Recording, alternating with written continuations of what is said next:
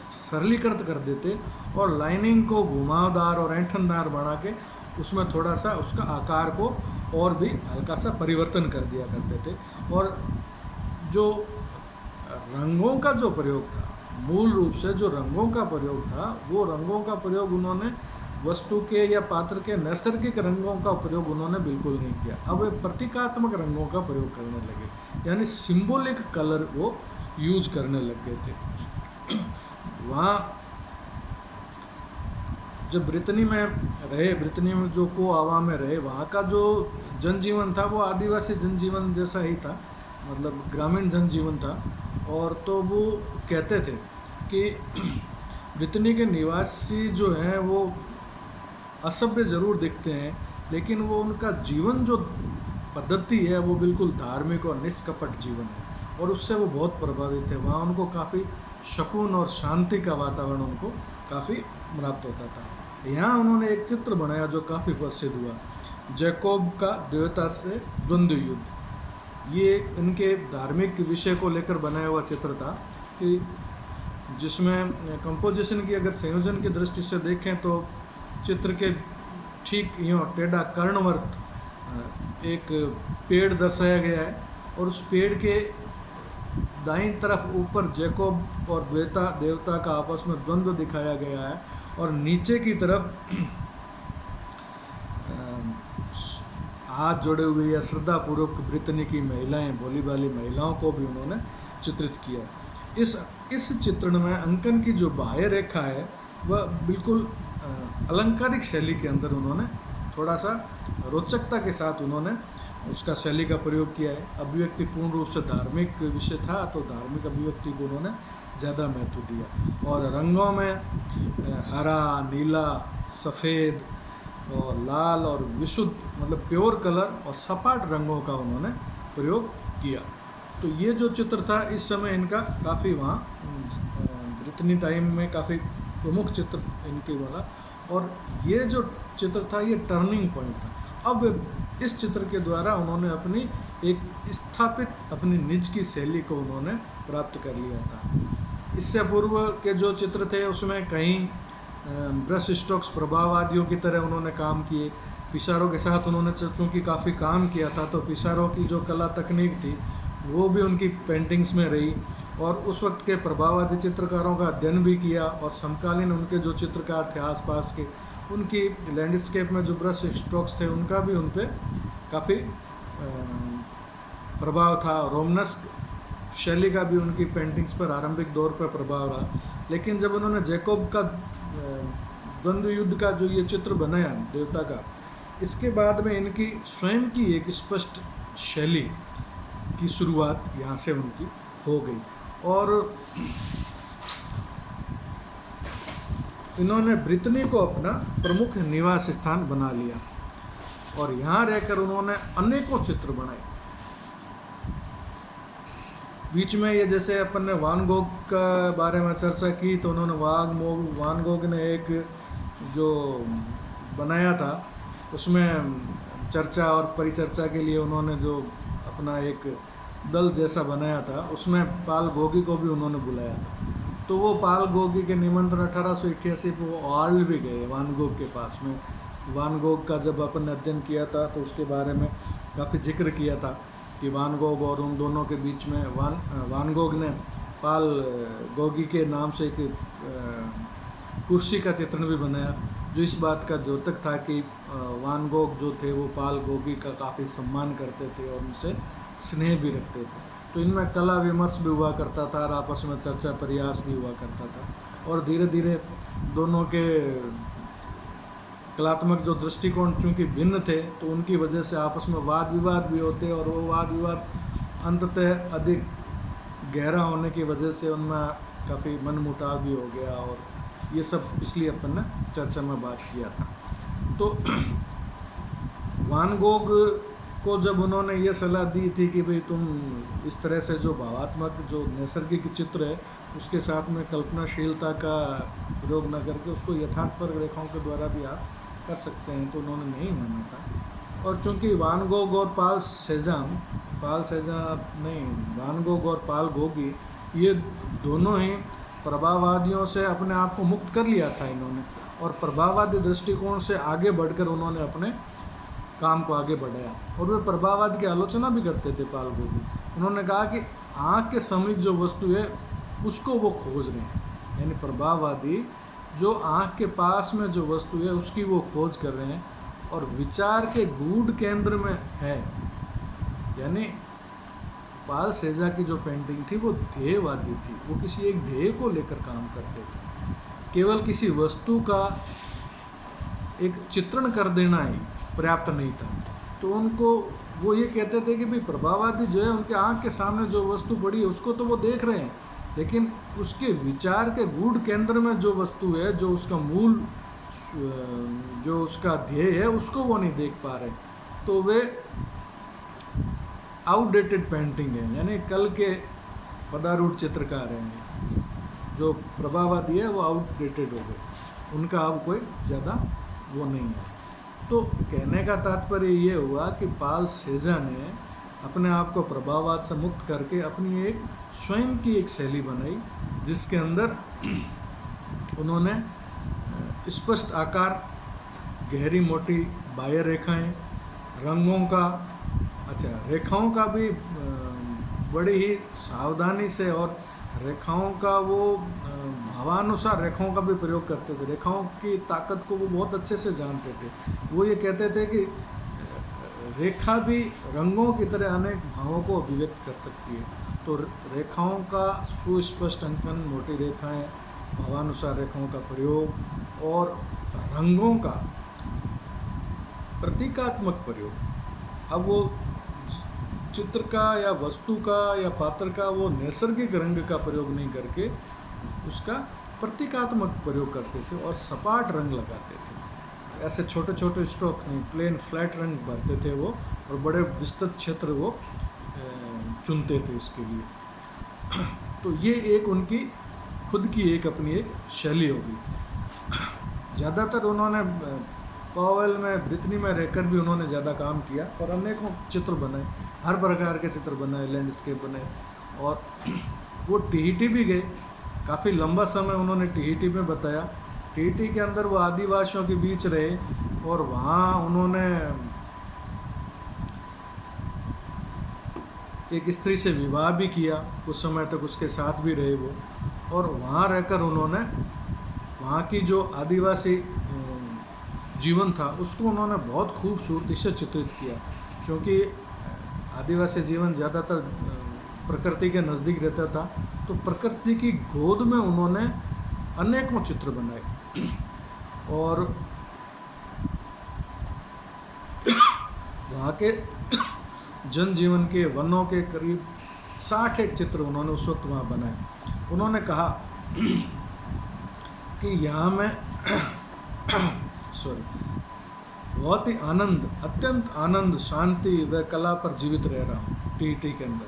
TET का माहौल उनको बहुत अच्छा रहा है। वहाँ का निष्कपट और भोला जीवन प्रकृति के वातावरण में, और ज़्यादा खर्चा वहाँ था नहीं, तो वो शांति से अपनी कला यात्रा को आगे बढ़ा सकते थे। तो उन्होंने कहा कि मैं यहाँ अत्यंत आनंद, शांति पर जीवित, कला पर जीवित रह रहा हूँ। आसपास ऐसी शक्तियों का अस्तित्व अनुभव करता हूँ जो मुझे बहुत प्यार करती है। टीटी में झोंपड़ी में, कच्ची आदिवासी टाइप झोंपड़ी में रहते, वहाँ रहकर उन्होंने बहुत सारे चित्र बनाए।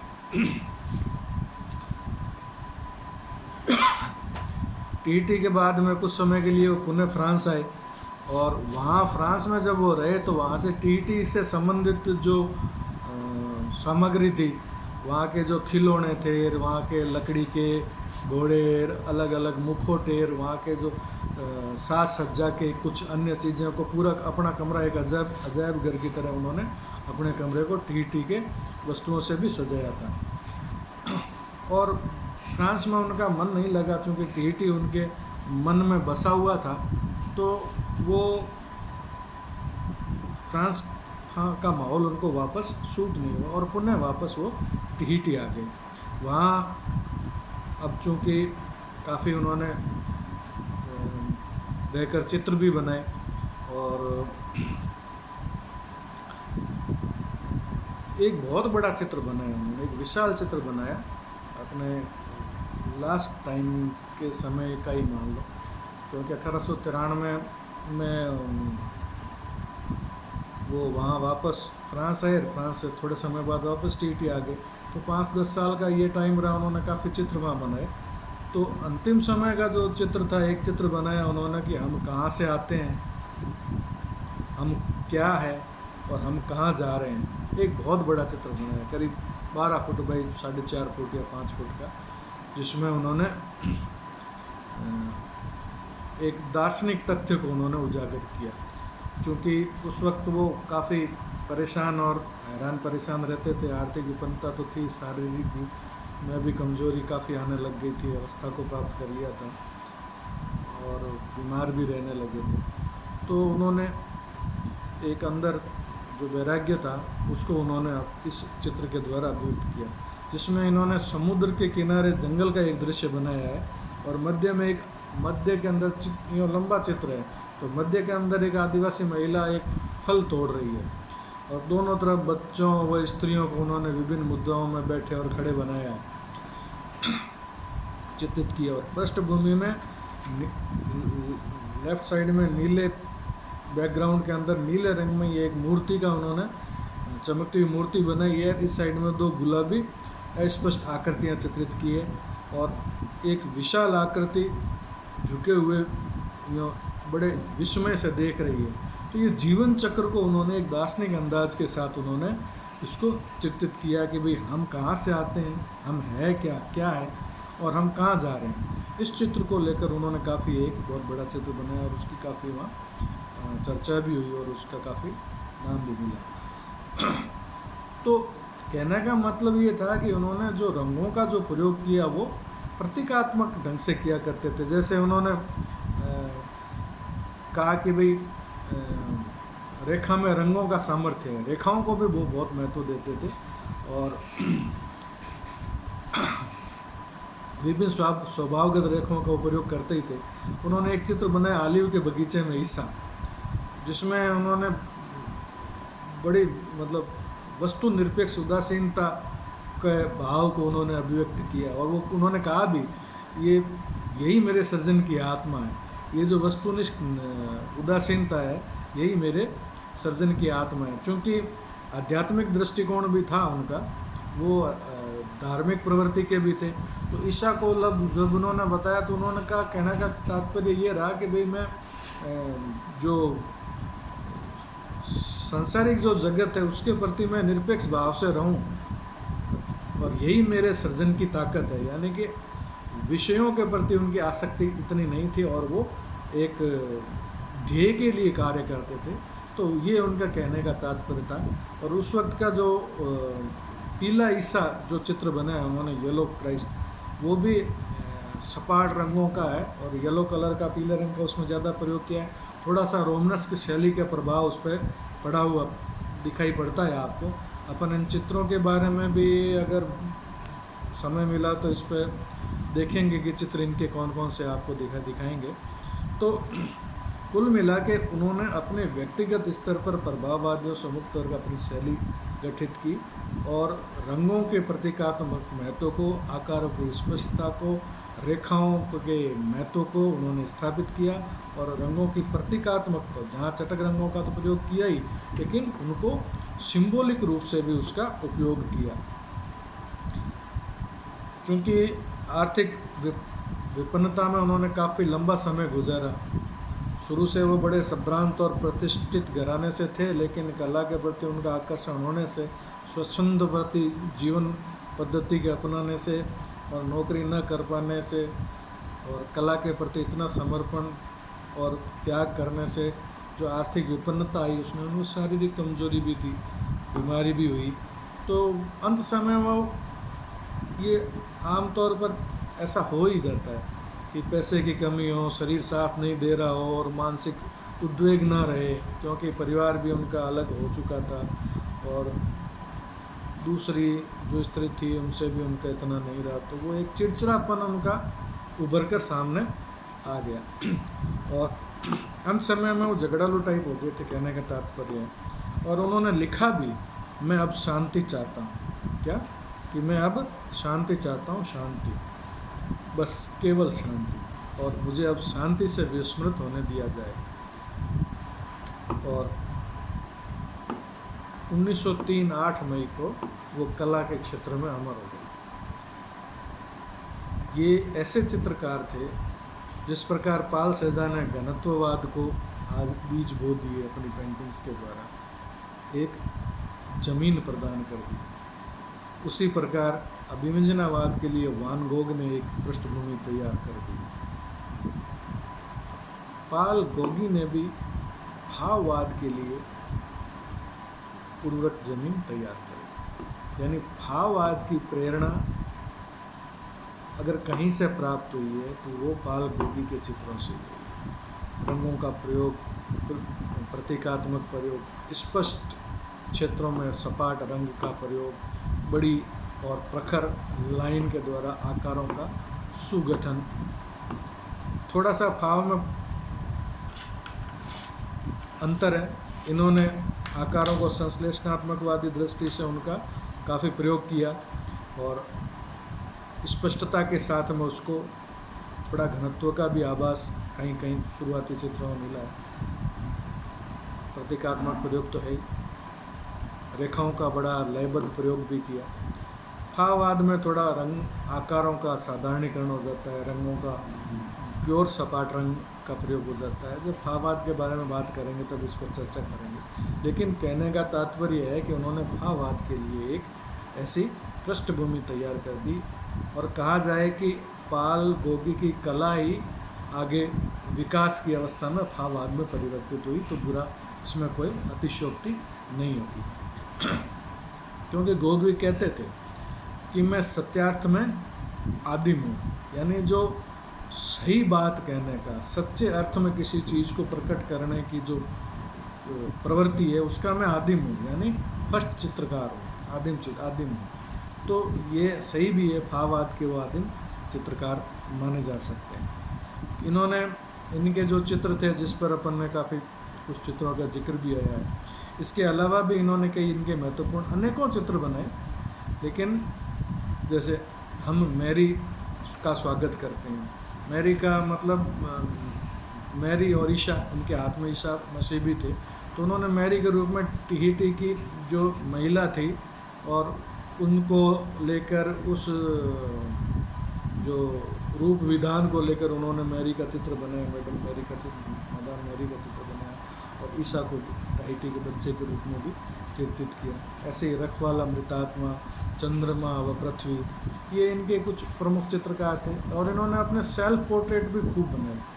इन्होंने अपनी मदर का भी पोर्ट्रेट बनाया और सेल्फ पोर्ट्रेट अनेकों बनाए, लैंडस्केप खूब बनाए, क्योंकि ये प्रकृति के वातावरण में रहे, जहाँ ब्रितनी में भी रहे तो टीटी में भी रहे, तो ये प्रकृति के जो बीच रहे, उन्होंने लैंडस्केप खूब बनाए और सामान्य जनजीवन के जो चित्र बनाए, विशेष तौर पर टिहिटी में रहते हुए इन्होंने जो चित्र बनाए वो काफ़ी इनकी प्रतिनिधि शैली के चित्र माने जा सकते हैं। तो ये पाल सेजा के बारे में अपन ने चर्चा की, और अगली अगर चर्चा में पाल सेजा के चित्रों के बारे में भी कर लेंगे और उनका वान गोग और पाल सेजा और पाल गोगी के तीनों के चित्रों के आधार पर अपन इसकी थोड़ी सी समीक्षा करने का प्रयास करेंगे। तब तक के लिए धन्यवाद।